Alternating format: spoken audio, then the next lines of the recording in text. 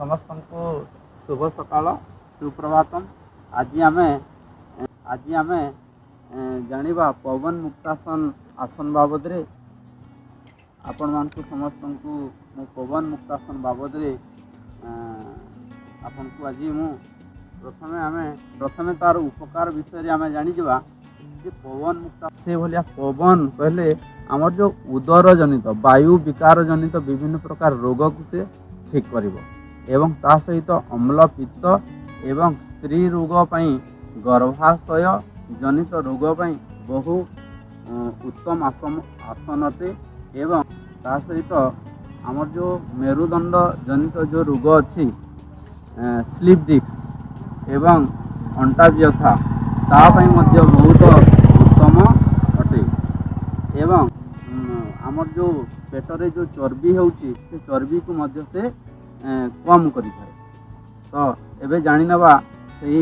आसन विषय। प्रथमे आमे सुई जबा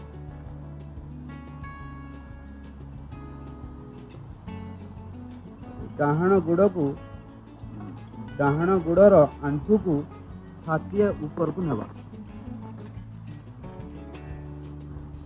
एवं दुई हाथर पापुली को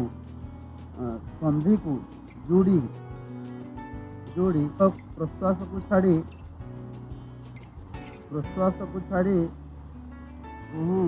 आंठू को नाक सहित टच करने प्रयास करवा।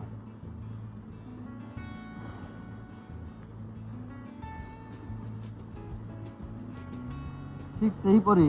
अन्य गुड़ को मध्य आमे करिबा।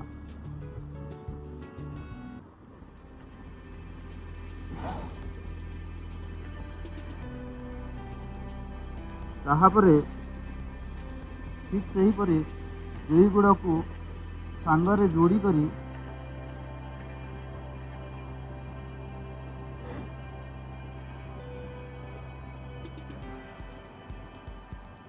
एवं पवन मुक्तासन रे एवं धीरे धीरे शरीर को मध्य आमे एंती ढिला करिबा पई आग पछ करिबा एवं दुई साइड रे एंती करिबा।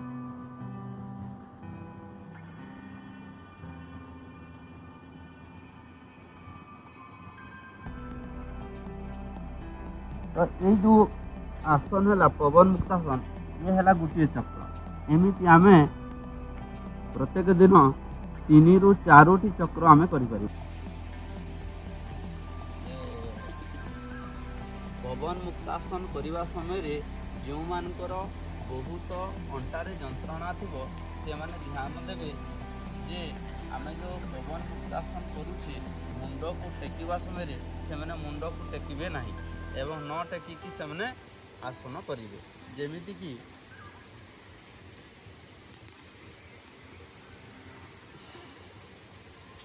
एमती करेंगे एवं आमे जो आग करुले मुंड को टेकिकी आंठू को नाक सहित टच करने जो प्रयास